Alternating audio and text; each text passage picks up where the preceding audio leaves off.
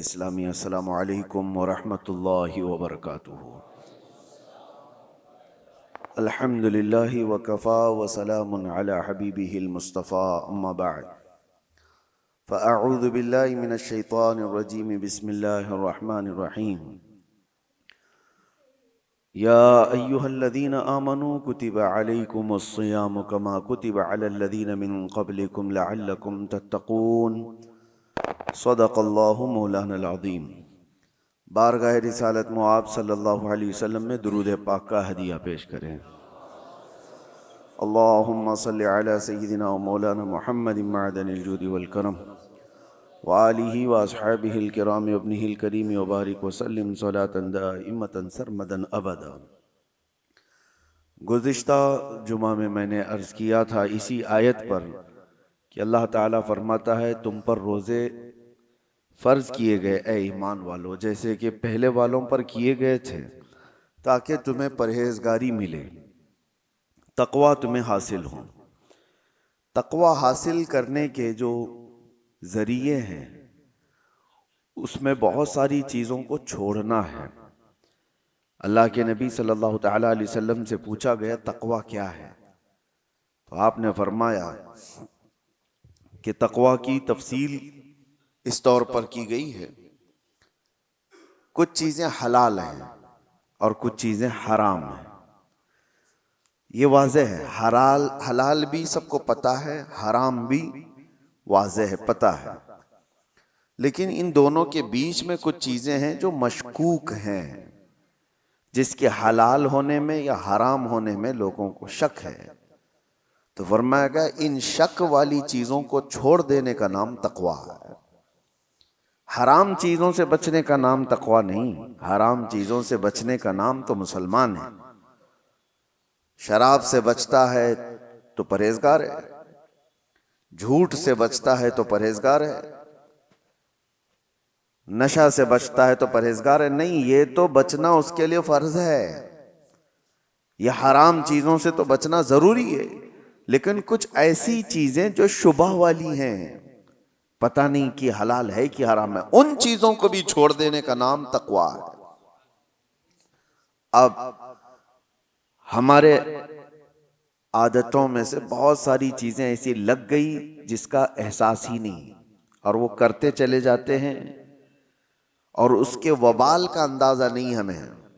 بسا اوقات اس کو نارمل سمجھ کر کے ہم چلتے رہتے ہیں۔ سب سے بڑی تباہیوں میں ہمارے جسم سے جو ہوتی ہیں، زبان کی تباہی ہے۔ تقوی کے حاصل کرنے میں مین رکاوٹ بن جاتی ہے زبان۔ زبان جتنا کچھ کرتی ہے اتنا دوسرے اعضاء نہیں کرتے۔ اسی لیے فرمایا گیا کہ صبح اٹھتے ہی سارے اعضاء، ہمارے جتنے جسم کے پارٹس ہیں، یہ سب زبان سے پناہ مانگتے ہیں کہ تو اگر سلامت رہی، خاموش رہی تو ہم سب سلامت رہیں گے، اور اگر تو بہک گئی تو مار ہم کو بھی پڑتی ہے۔ زبان سے گالی کسی کو دیا لیکن کوئی زبان کو نہیں مارتا، دوسری جگہ پڑتی ہے۔ تو زبان کے متعلق یہ کہا گیا کہ اس کی تباہ کاریاں زیادہ ہیں، اور یہیں سے بات آتی ہے اب روزے کی۔ میں آپ کو کہوں، ظاہری طور پر تو ایسا لگتا ہے کہ روزہ رکھوا کر کے منہ کی تمام چیزوں کو بند کر دیا گیا، یعنی کوئی غذا، کوئی پانی اندر نہ جائے۔ جو زبان جس کے چٹخارے لیتی ہے، جس کی لذتیں لیتی ہے، جس کو چکھتی ہے، اس کو روک دیا گیا ہے کہ زبان کے ذریعے سے کوئی بھی چیز اندر نہ جائے، اس کو خاموش رکھنا ہے۔ صبح سے لے کر شام تک کھانے پینے کی کوئی چیز اس سے نہ گزارو۔ تو ظاہری طور پر تو یہ لگتا ہے کہ کھانے پینے کی چیزوں سے اس کو روک دیا گیا، تو اور آپ رک بھی جاتے ہیں، بہت اچھا ہے۔ اور کھانے پینے کی شہوتوں سے زبان کو روک تو دیا، لیکن اس کے بعد یہ کچھ دوسری شہوتوں کی طرف چلی جاتی ہے۔ زبان سے بے حیائی کی باتیں کرنا، گالی دینا، غیبت کرنا، چغلی کرنا، اگر اس سے وہ نہ بچ پائی تو پھر کھانے پینے والی چیزوں سے بچنے کا کوئی مطلب نہیں رہ جاتا۔ زبان کی دو غلاظتیں ہیں، ایک وہ کھانے پینے کی حرام لذتوں کی طرف سے اگر اس کو دی جائے تو ایک خرابی وہ ہے، اور دوسری وہ ہے کہ اس زبان سے لوگوں کو زخمی کیا گیا ہے تو وہ بڑی غلاظت ہے۔ اس سے اگر نہیں بچ پاتا آدمی تو کھانے پینے سے اپنے آپ کو بچا کر کے کیا فائدہ کیا ہے؟ حدیث پاک میں ملتا ہے حضور پاک صلی اللہ علیہ وسلم کے پاس دو لڑکیوں کی شکایت لائی گئی تھی۔ شکایت کیا؟ فرمائش کہ شام ہونے سے قبل وہ بہت بے چین اور بے قرار تھیں کہ ان کو جیسے ہمارے یہاں کہا جاتا ہے روزہ لگ گیا۔ دو لڑکیوں کے بارے میں اجازت مانگا گیا کہ ان کو جلدی افطاری کی اجازت دی جائے، اس لیے کہ ان کا حلق سوکھ گیا اور یہ بے قرار ہیں، بہت تڑپ رہی ہیں بھوک اور پیاس سے۔ حضور پاک صلی اللہ تعالی علیہ وسلم نے پوچھا کون ہے؟ فلاں فلاں ہیں۔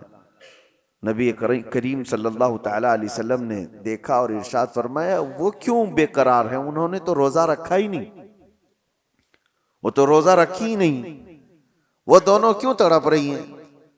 تو کہا کہ نہیں یا رسول اللہ صلی اللہ علیہ وسلم وہ تو روزہ تھیں، روزہ رکھی تھی۔ کہا ان کو بلایا جائے۔ دونوں آئی تو وہ سوکھا چہرہ، نڈھال جسم، لیکن حضور پاک صلی اللہ تعالی علیہ وسلم نے ایک برتن منگوایا اور ان کے سامنے کیا، کہا اس برتن میں اپنے حلق میں انگلی ڈالو اور قے کرو۔ ایک وہ روزہ رکھنے والا جس کا پیٹ سوکھ چکا ہے، الٹی کیا ہے، جو صبح سے شام تک کچھ کھایا ہی نہ ہو تو الٹی کیا کرے گا؟ لیکن نبی پاک صلی اللہ علیہ وسلم نے جب فرمایا تو ان لڑکیوں نے اپنے حلق میں انگلی ڈالی اور جیسے ہی قے کرنا شروع کیا الٹی، تو گوشت کے کچے ٹکڑے باہر آنے لگے، تازے تازے ٹکڑے اس برتن میں بھر گئے۔ تو ان لڑکیوں نے دیکھ کر کے واویلا مچایا کہ ہم نے تو گوشت کھایا بھی نہیں تھا، یہ آیا کہاں سے؟ حضور پاک صلی اللہ تعالی علیہ وسلم نے فرمایا کیا فلاں جگہ پر بیٹھ کر تم مومنہ عورتوں کی غیبت نہیں کر رہی تھی، ان کی برائیاں نہیں کر رہی تھی؟ اور اللہ تعالیٰ نے قرآن پاک میں فرمایا اَيُعِبُ أَحَدُكُمْ أَن يَأْكُلَ لَحْمَ أَخِيهِ مَيْتًا، جو اپنے بھائی کی غیبت کرتا ہے کیا وہ اس بات کو پسند کرتا ہے کہ اپنے مرے ہوئے بھائی کا گوشت کھائے؟ یہ عام سی بلا ہو گئی ہے جس کو ہم ہلکے میں لیتے ہیں، عام سی بلا ہے، خاص طور پر عورتوں میں بھی۔ محفلیں سجتی ہیں باضابطہ، اگر ان کا تھوڑا سا خالی وقت مل گیا تو اس خالی وقت کو وہ ساری غیبتوں کے نظر کر دیتی ہیں۔ فلاں بغل کے عورتوں کا کیا حال ہے، فلاں رشتہ دار عورتوں کا کیا حال ہے، ساس کا کیا حال ہے، بہو کا کیا حال ہے، نند کا کیا حال ہے۔ یہ تمام چیزوں کی غیبتوں کے درمیان ان کی پوری محفلیں ختم ہو جاتی ہیں۔ اسی لیے فرمایا گیا کہ اس زبان کو روکنے کے لیے اللہ تبارک و تعالیٰ نے تم پر روزے فرض کیے تاکہ تقوی حاصل کرو، اور تقوی حاصل کرنے کے لیے سب سے بڑی رکاوٹ ہے یہ زبان۔ سیدنا ابو بکر صدیق رضی اللہ تعالیٰ پورے دن بھر ان سے کوئی دو جملے سن لیتا تو بڑی بات ہوتی، اور آپ اپنے منہ کے اندر کبھی کبھی کنکریاں رکھ لیتے تھے، کوئی کچھ پوچھتا تو منہ کی طرف اشارہ فرماتے کہ منہ میں کچھ ہے۔ تو بات زیادہ نہ کرنے کے لیے آپ، حالانکہ کون سی غلط بات کرنے والے تھے، وہ رسول اللہ صلی اللہ تعالی علیہ وسلم کے جانشین ہیں، اس کے باوجود اپنی زبان کو بچانے کے لیے پورا پورا دن اپنے منہ کو بند رکھتے۔ اور حکیموں نے یہی فرمایا جو خاموش رہتا ہے اس کی عزت بڑھا دی جاتی ہے، من سکت نجا، جو خاموش رہا وہ نجات پا گیا۔ اور اکثر ایسا ہوتا بھی ہے کہ میرے آقا صلی اللہ تعالی علیہ وسلم نے زبان کو پکڑ کر کے بھی فرمایا تھا من یضمن بین لحییہ وبین صدغیہ، من یضمن بین لحییہ وبین صدغیہ اضمن لہ الجنہ۔ حضور فرماتے ہیں دو رانوں کے بیچ میں جو تمہارا حصہ ہے شرمگاہ، اور دو جبڑوں کے بیچ میں جو تمہاری یہ زبان ہے، یہ دو چیزوں کی حفاظت کی ذمہ داری لے لو، حضور فرماتے ہیں میں تمہارے جنت میں جانے کی ضمانت دیتا ہوں۔ دو چیزوں کی حفاظت، اور یہ دو چیزوں کو آپ سوچیں کمپیریزن کس سے ہے؟ شرمگاہ، آدمی کی شرمگاہ جو جس سے آدمی بہت بڑے بھیانک گناہ کر سکتا ہے، زنا کا تک ارتکاب شرمگاہ سے ہوتا ہے، اور اس کے ساتھ جس دوسرے پارٹ کو جوڑا گیا وہ زبان ہے. یعنی جتنے خطرناک گناہ شرمگاہ سے ہوتے ہیں اسی انداز سے گناہ تمہاری زبان سے بھی ہوتے ہیں. ایک بات میں آپ کو بتاؤں، شرمگاہ زنا کر سکتی ہے، غلط کاریاں کر سکتی ہیں، لیکن شرمگاہ کفر نہیں کرتی. کفر جو ہے زبان کرتی ہے، کفر جو ہے وہ زبان کرتی ہے، شرک زبان کرتی ہے، شرمگاہ نہیں کرتی. اسی لیے بعض علماء نے کہا کہ شرمگاہ سے بھی زیادہ ذلت والی کبھی کبھار پارٹ یا کوئی عضو بنتا ہے تو وہ زبان بن جاتی ہے. اللہ کا انکار کرنے والی زبان، رسول اللہ صلی اللہ تعالی علیہ وسلم کی تمام نشانیاں دیکھ کر کے زبان سے ان کے خلاف بولنے والی زبان، اسلام کے خلاف بھونکنے والی زبان، یہ وہ زبان ہے جو شرمگاہ سے بھی زیادہ خطرناک ہے. اور آپ کے جسم کے اندر، آپ کے منہ کے اندر جو زبان ہے، آپ خود اس کو فیصلہ کریں کہ کس حد تک صحیح ہے اور کس حد تک گری ہوئی ہے. عرب میں ایک بات کہی جاتی ہے، جراحت السنان لها التیام ولا یلتام ما جرح اللسان. تلوار سے دیا ہوا زخم سوکھ سکتا ہے، زبان سے دیا ہوا زخم کبھی نہیں سوکھتا. جس کو زبان سے آپ نے کبھی طعن و تشنیع کیا، گالی دیا ہے، اس کے دل کو چھلنی کیا ہے، وہ برسوں تک اس کا زخم دل کے اندر رہے گا، وہ مندمل نہیں ہوتا. چاقو سے کاٹا ہوا زخم تھوڑے دنوں کے بعد صحیح ہو جاتا ہے. اسی لیے کہا گیا کہ زبان کی اپنی حفاظت کرو. روزہ اس کے لیے سب سے بہترین ریہرسل تھا. روزے میں اسی لیے ہماری زبان کو روکا گیا. اب دو چیزوں کی طرف میں آپ کو اشارہ کرتا ہوں. اس زبان کی دو شہوت ہے. شہوت کیا ہے؟ برائیوں کی خواہش. اس کی دو شہوتیں، ایک کھانے پینے کی شہوت زبان کے اندر ہے، یعنی اس کو جو چٹکارے لگے ہیں نا، جو لذتیں لگی ہیں، اس سے کم پر یہ راضی نہیں ہوتی. جو تم نے لذیذ چیزوں کی اس کو عادت ڈالی، اس سے کم پر یہ راضی نہیں ہوتی. یہی تو بات ہے کہ بچے آج گھر میں کچھ سبزی بنا دو، دیکھو پھر کیسے بوال کرتے ہیں. یہ کیا ہے؟ کھانا ہے؟ کوئی نکل گئے. کیونکہ زبان کو انہوں نے کسی لذت کی عادی بنا دیا، ان کو بغیر وہ چیز کے ملے ہوئے. اس سے بھی بڑھ کر کے جو لوگ شراب کی لذت اس کو دے چکے ہیں، وہ اس سے کم پر بھی راضی نہیں ہوتی. کیوں نہیں چھوٹتی شراب لوگوں کی؟ اس لیے کہ زبان کی شہوت ہے. اور یہ زبان کی شہوت پر جب بندہ کنٹرول نہیں کرتا تو وقت ایسا آ جاتا ہے کہ پھر وہ حرام بھی نہیں دیکھتی، حلال بھی نہیں دیکھتی. یہی تو بات ہے. لوگ آج جس طرح سے باہر کھا رہے ہیں، جو ملے وہ سب کھا رہے ہیں. ان کو نان ویج چاہیے تو یہ دیکھنا بھی نہیں ہے کہ حلال ہے کہ حرام ہے، بس زبان کو اس کی لذت چاہیے. آج تو اتنا کامن ہو گیا. میں نے اس سے قبل شاید آپ کے درمیان ہی بیان کیا یا تفسیر میں عرض کیا تھا کہ رزق کی کتنی زیادہ اہمیت اسلام میں دی گئی ہے، کہ تمہیں اللہ نے پاک چیزوں پر رکھا ہے. اس لیے کہ رزق جب خراب جسم کے اندر جاتا ہے تو صرف تمہارے اعمال خراب نہیں ہوتے، تمہاری نسل بھی خراب ہوتی ہے. صرف تمہارے اعمال تک نہیں رہتا، تمہاری نسل تک بھی جاتا ہے. تو یہ آج جو دور ہے، پوری دنیا تم کو حرام پروسنے کے پیچھے لگی ہوئی ہے. ارے خنزیر کا گوشت تک پروس دیا جاتا ہے. اور لوگ اب وہ تحقیق والے لوگ نہیں رہ گئے، جو مل گیا وہ کھا لیے. پہلے تو یہ ہوتا تھا کہ ہم اپنی نان ویج چیزیں، گوشت وغیرہ کی چیزیں کہیں بھی چلتے پھرتے نہیں لے لیتے تھے. متعین جگہ سے جہاں سے ہمیں یقین ہو کہ اللہ کے نام پر ذبح کیا ہوا ہو تو وہ ہم کھا لیتے. لیکن آج اس کا اہتمام لوگوں نے بند کر رکھا ہے. اور اب ہمارے ہاں تو حلال سرٹیفکیٹ پر تو ویسی بھی پابندی لگا دی جا رہی ہے.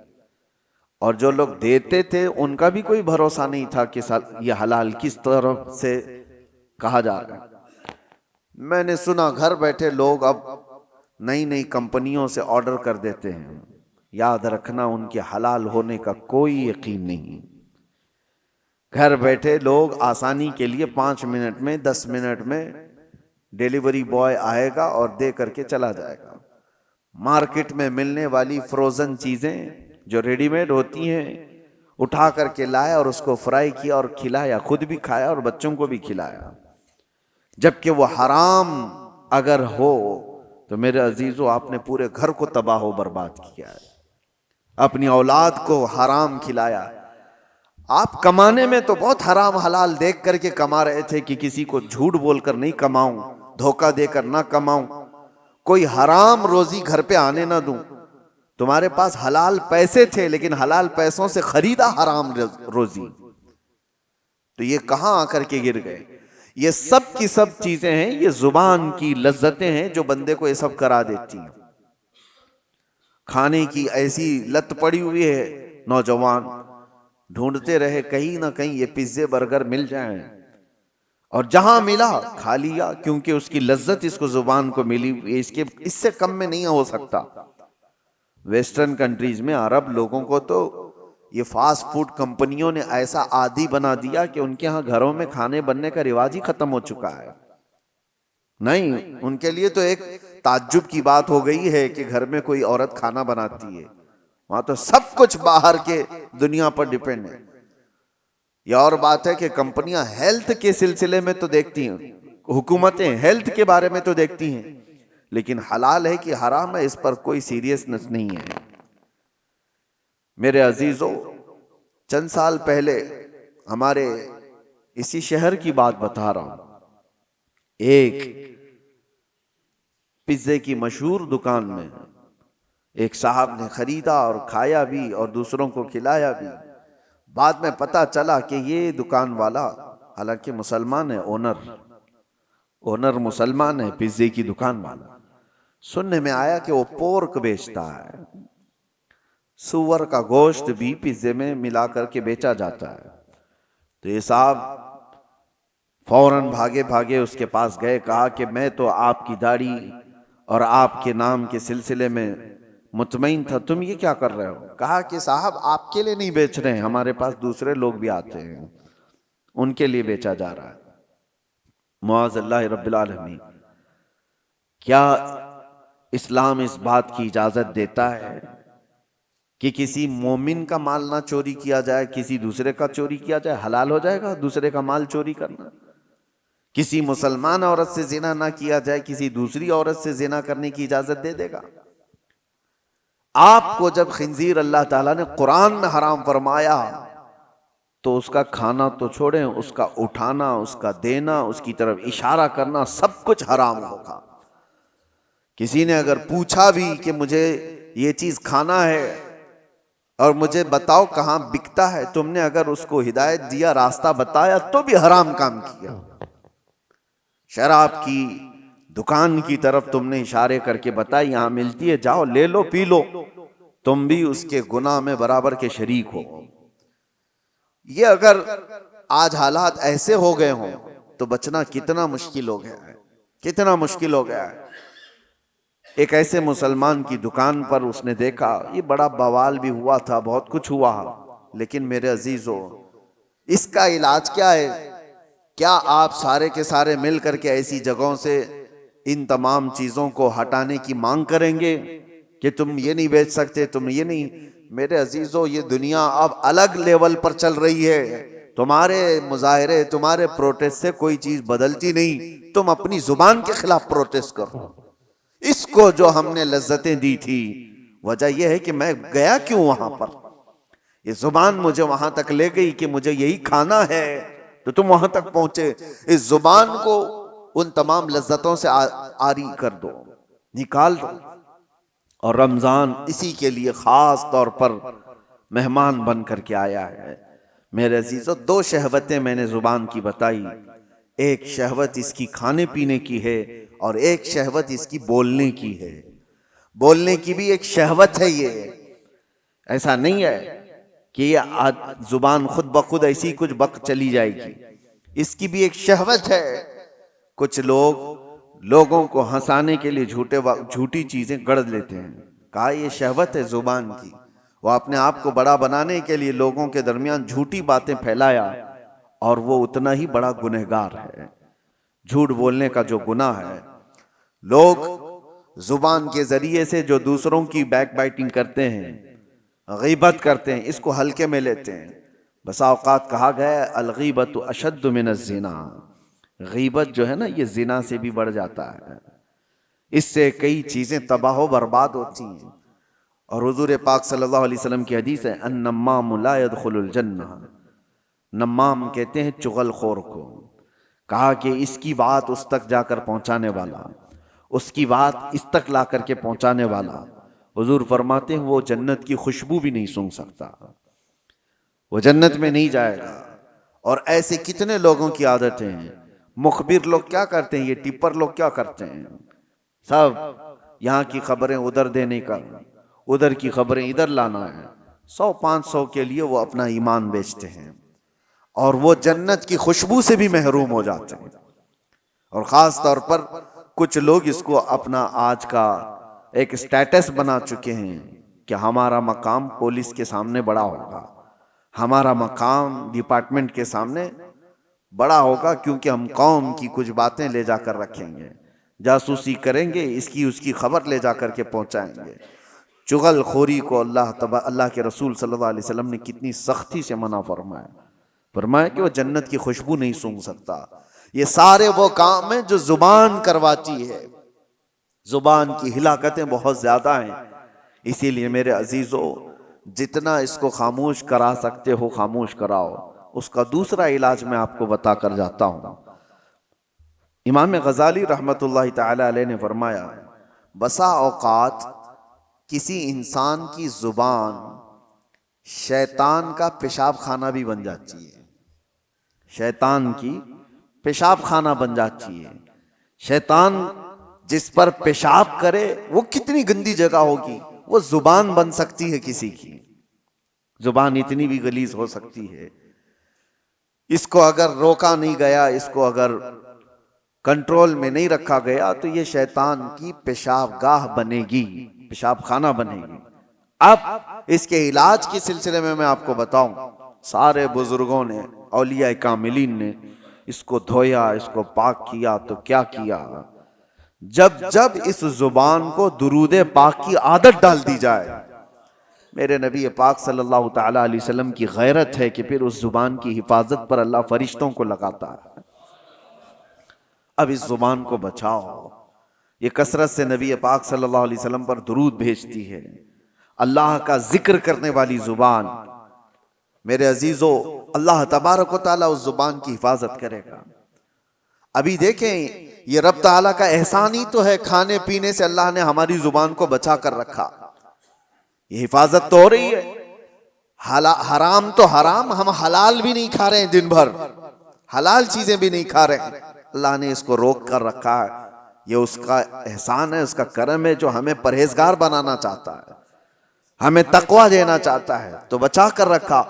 باقی اب بولنے سے، گندگیوں سے، غیبت سے، چغلی سے، گالی سے، حرام کاریوں سے، کفر سے، شرک سے، فسق سے، یہ جو جملے نکلنے والے ہیں اس سے روکنا اب تمہاری ذمہ داری ہے. اللہ نے تمہارے ہاتھ میں دیا. اگر ہمارا روزہ صبح سے لے کر شام تک قرآن کی اکثر تلاوت میں نکلتا یا پھر آپ کے درود مبارکہ میں گزرتا تو میرے عزیزو یہ زبان پھر وہ بے حیائیاں نہیں کرتی، بے حیائیاں نہیں کرتی. بس یہ اللہ کی توفیق کی بات ہے، اللہ کی توفیق کی بات ہے. مجھے آج یہ بات کرتے ہوئے یاد آتی ہے میرے والد گرامی رحمت اللہ تعالی علیہ، ان کا معمول تھا رمضان المبارکہ میں اتنا قرآن پڑھتے تھے. میں خود جانتا ہوں کہ ان سے بات کرنے کے لیے کبھی کبھار آدھا ایک گھنٹہ ہمیں کمرے کے باہر انتظار کرنا پڑ جائے کہ ابھی پڑھ رہے ہیں، ابھی کہیں سٹاپ ہو تو بات کر رہے ہیں. سحری سے لے کر کے وہ شروع کرتے تھے تو تراویح تک ان کا ختم قرآن بھی ہوتا تھا. ایک ٹارگٹ بنا کر چلنا تھا کہ مجھے ایک ختم قرآن پورا کرنا ہے.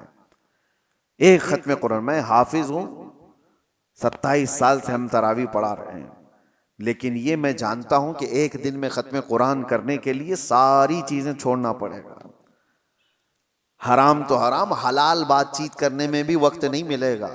کنٹینیو آدمی تلاوت کرتا رہے، ادھر اٹھے، اس میں بیچ میں کتنی چیزیں ہوتی ہیں، اپنی حاجتیں ہیں، نمازوں کا وقت ہے، یا پھر تھوڑا آرام بھی کرنا ہو، یہ ساری چیزیں اگر ملا دی جائیں تو ایک دن میں ہونا بہت مشکل ہو جاتا ہے، اور اگر ہو تو پھر سارے کام الگ، صرف قرآن، صرف قرآن۔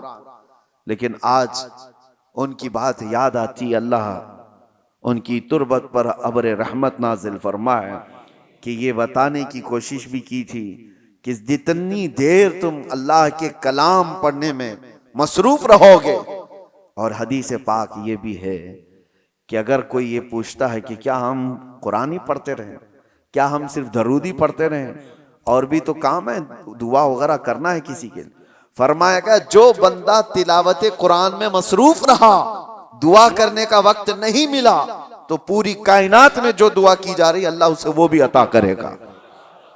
اسے دعا کرنے کا وقت نہیں ملا تو اللہ تعالیٰ اس کو وہ سب عطا کرے گا جو اس کے قلب میں ہے، اس کے دل میں ہے، مانگنا چاہتا تھا۔ کیوں نہیں مانگ سکا؟ کہ وقت نہیں ملا اسے، تلاوت کلام میں تھا۔ اسی طرح حدیث مبارکہ کی بھی متعلق بزرگوں نے فرمایا جو کثرت سے درود پڑھتا رہا تو الگ سے کوئی اور دعا کرنے کی حاجت نہیں، اس کو بیماریوں کے لیے، اپنے قرض سے نجات کے لیے، کسی کی پریشانی کے لیے دعا کرنا ضروری ہے، لیکن اگر دعا کرنے کا وقت نہیں ملا، کثرت سے میرے آقا کی بارگاہ میں درود پڑھنے میں مصروف رہا تو وہ درود ہی اس کی ساری دعاؤں کے لیے کافی ہو جائے گا۔ میرے عزیزو، اپنی زبان کو بزی رکھنے کا یہ سب سے بہترین طریقہ تھا، اور جب زبان قرآن کی تلاوت میں یا رسول کریم صلی اللہ علیہ وسلم پر درود پڑھتے ہوئے مصروف ہو جاتی ہے تو ایک تو اس کی لذتوں سے ہم نے اس کو بچا تو دیا، ان حرام کاریوں سے بچا تو دیا، جو اس کی شہوت تھی اس کو روک تو دیا، لیکن اس کا نتیجہ یہ بھی نکلتا ہے کہ اس زبان میں اللہ تعالیٰ کمال کی تاثیر عطا فرماتا ہے، اثر عطا کرتا ہے۔ جب تم کسی کو ایک جملہ کہو گے دوسروں کے 70 جملوں سے زیادہ بھاری لگتا ہے، یہ زبان کا اثر ہوتا ہے کہ کسی کے ہاں گھنٹوں کوئی چیز کہی جا رہی ہو وہ اثر نہیں کرتا، لیکن تاثیر والے کی زبان سے ایک جملہ نکلے وہ اثر کر جاتا ہے۔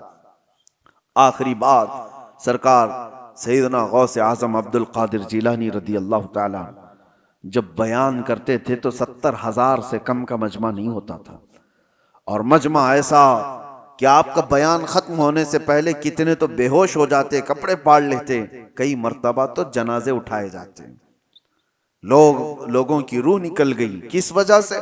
رقت ایسی طاری ہوئی، خوف خدا ایسا طاری ہو گیا، غوث پاک کے بیان کا اثر تھا۔ ایک بار آپ نے اپنے بڑے صاحبزادے حضرت عبدالجبار سے کہا کہ آج تم بیان کرو، ہم بیٹھتے ہیں۔ وہ بیان کرتے رہے، کافی دیر تک اسی طرح سناٹا رہا۔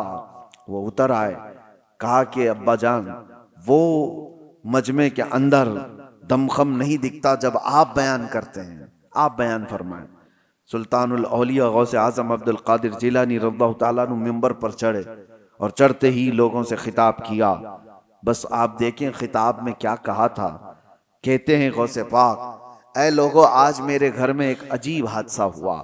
عبدالجبار کی ماں یعنی میری بیوی میرے لیے دہی جمع کر رکھی تھی ایک مٹی کی ہانڈی میں، گرمیوں کے دن تھے، میری بھی کھانے کی خواہش تھی، میں بھی تھکا ہارا گھر پہنچا تھا، اور میری بیوی کئی دن سے اس دہی کو جمع کر رکھی تھی، لیکن ابھی قریب تھا کہ میں کھانے کے لیے بیٹھوں، ایک بلہ آیا گھر میں اور پنجہ مار دیا، اور اس ہانڈی کو ایسا پنجہ مارا کہ ہانڈی پھوٹ گئی اور دہی پورا بہہ گیا، اور وہ بلہ اس پہ چاٹ کر کے چلا گیا، نہ میں کھا سکا نہ میری بیوی کھا سکی۔ اتنا کہنا تھا غوث پاک کا، لوگ دھاڑے مار کر رونے لگ گئے اور آہوازاری کرنے لگ گئے، بہت رونے لگ گئے۔ کیا تھا اس میں؟ کیا غوث پاک نے اپنے گھر کا قصہ بیان کیا، اس میں رونے کی بات کیا تھی؟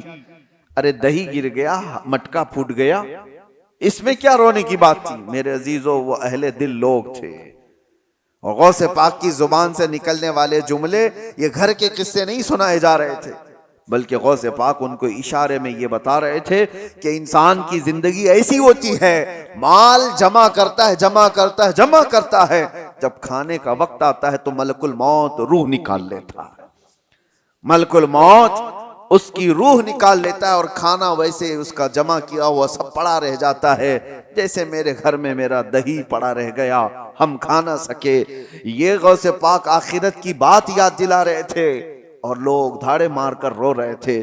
یہ تو بات ہوئی میرے عزیزو ان لوگوں کے مجمع کی، لیکن ساتھ میں آپ کو ایک بات یہ بھی بتاؤں، وجہ یہ ہے کہ جس زبان سے یہ جملے نکل رہے تھے وہ سلطان الاولیاء کی زبان ہے۔ زبان کا اثر ہوتا ہے، زبان کا اثر ہوتا ہے۔ مثال کے طور پر میں آپ کو بتاؤں، بندوق کی گولی بہت اثر کرتی ہے، بہت اثر کرتی ہے۔ بندوق میں رکھ کر کے اگر مار دیا گیا تو ہو سکتا ہے کسی کی موت ہو جائے، لیکن وہی 50 گرام کی گولی اپنے ہاتھ میں لے کر کسی کو مارو، زیادہ سے زیادہ تھوڑی سی چوٹ آئے گی، کیا وہ اثر کرے گی؟ ہاتھ سے آپ مار رہے ہو کسی کو گولی لے کر کے، ایسی پھینک دیا جیسے کنکر یا پتھر کو پھینکتے ہیں، کسی کو کچھ کرے گی؟ زیادہ سے زیادہ جو اس کا وزن ہے اتنا چوٹ پہنچائے گی، کچھ نہیں ہوگا۔ گولی وہی ہے، بارود وہی ہے، لیکن وہی بندوق کی نالی میں رکھ کر کے مارو تو آدمی کی جان چلی جائے۔ یہ بات آپ کو اس لیے میں بتا رہا ہوں کہ زبان کا اثر ہوتا ہے۔ بات یہی ہے کہ عام وہ بندہ جس نے زبان کو بے حیائی میں رکھا ہے، اس کی ان باتوں کا وہ اثر نہیں ہوتا۔ ہاں، وہی ایک اللہ کے ولی کی زبان سے ایک جملہ نکل جائے، وہ ہزاروں کی دلوں میں اثر کر جاتا ہے، اثر کر جاتا ہے۔ یہی تو محبوب الہی کی بارگاہ میں ایک شخص نے آ کر کے اپنے گھر کی کمزوری اور غریبی کی شکایت کی تھی، میری بیٹی کی شادی ہے، کچھ بھی نہیں ہے میرے پاس مال، اور آپ نے کہا ٹھیک ہے جاؤ باہر سے کچھ ڈھیلے پتھر مل جائیں تو لے آؤ۔ 3 ڈھیلے لے آیا چھوٹے چھوٹے سے، آپ نے 3 بار قل هو اللہ احد پڑھا، دم کر دیا، کہا لے جائی۔ باہر جا کر دیکھتا ہے تو وہ سونا بنا ہوا، کہا اس کو بیچ لے اور اپنے گھر کی جو غربت ہے اس کو دور کر، اپنی بیٹی کی شادی کر لے۔ ظاہر سی بات ہے وہ تو 3 ٹکڑے سونے کے لے گیا، کنکریاں جو بھی تھیں، شادی ہو گئی ساری چیزیں، لیکن فارمولا تو ہاتھ میں ملا تھا، مٹی کو ڈھیلے کو سونا کیسے بنایا جاتا ہے اس نے تو سامنے کھڑے کھڑے دیکھا تھا، اور اس کے بعد گھر میں بہت بڑے بڑے ڈھیلے جمع کر لیا، بڑے بڑے پتھر لا کر کے بیٹھا، اور اس کے بعد وہی قل هو اللہ احد پڑھنا شروع کیا۔ 3 بار پڑھا، پھونک مارا، 3 بار پڑھا، پھونک مارا، وہ ڈھیلا ڈھیلا ہی، وہ پتھر ویسا ہی۔ اس نے سوچا پھر کیا پڑھا تھا انہوں نے، 1000 بار پڑھ لیا، وہ کچھ نہیں بدلا۔ دوسرے دن وہ آیا، محبوب الہی سے پوچھا کہ آپ نے اس دن مجھے جو ڈھیلے کو سونا بنا کے دیا کیا پڑھ کے دیا تھا؟ کہا قل هو اللہ احد کا سورہ 3 بار۔ کہا میں تو 1000 بار پڑھا، وہ ڈھیلے بدل ہی نہیں رہے۔ تب آپ نے فرمایا تو جس زبان سے پڑھ رہا ہے وہ اور ہے، میں جس زبان سے پڑھ رہا ہوں وہ اور ہے۔ زبان کا اثر ہوتا ہے میرے عزیزو۔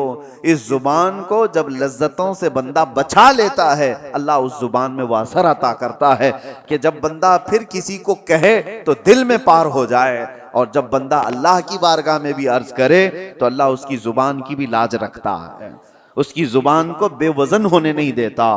بس اب یہ رمضان سب سے بہترین موسم ہے، اس زبان کو پاک کر لو، کھانے پینے کی لذتوں سے بھی اور بے حیائیوں کی بھی لذتوں سے۔ جب یہ زبان پاک ہو جائے تو اپنے اس زبان کو عادت ڈال لو میرے مصطفیٰ کریم کی بارگاہ میں کثرت سے درود بھیجنے کی۔ اور ایک بات میں بتا کر رخصت ہوتا ہوں، حضرت سیدنا سلیمان جزولی رحمۃ اللہ تعالیٰ علیہ بہت پائے کے بزرگ ہیں جنہوں نے دلائل الخیرات شریف لکھی ہے۔ دلائل الخیرات درودوں کے مجموعے کا ایک ایسا حصہ پوری دنیا میں آج مشہور ہے، جتنے درود تھے سب کو انہوں نے جمع کیا، اور دلائل الخیرات پڑھ پڑھ کر کے کتنے وہ لوگ ہیں جن کو اللہ نے ولایت عطا فرمائی، اللہ کے ولی بن گئے۔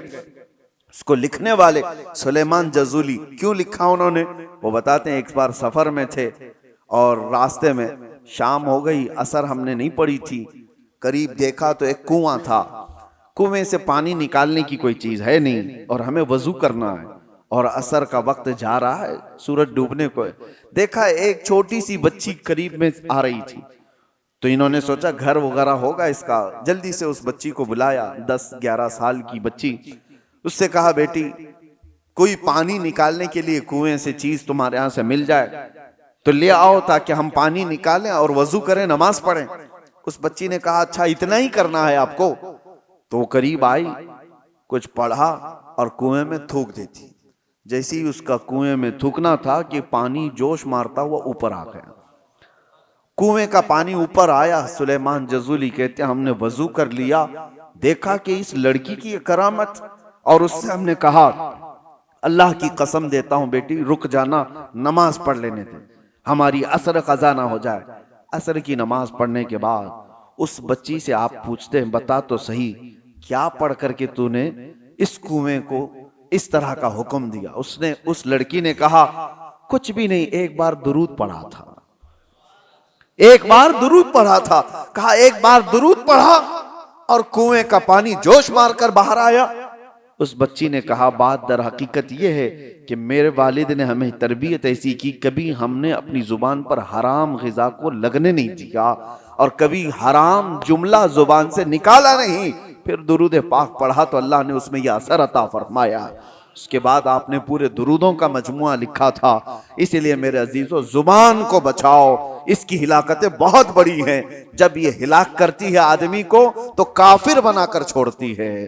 یہی زبان کے جملے ہیں جو انسان کو اسلام سے خارج کر دیتے ہیں، ایمان سے۔ یہ گانے گاتے تھے نوجوان، ان کو لگتا ہے انٹرٹینمنٹ ہے، اس میں کتنے ایسے اشعار ہیں پڑھتے ہی آدمی کافر ہو جاتا ہے۔ خدا کے خلاف گانوں کے ذریعے سے تمہاری زبان پر لگا دیے گئے کہ بندہ وہ گنگنا رہا ہے اور کافر ہو گیا۔ کون کافر بنایا؟ تمہاری زبان۔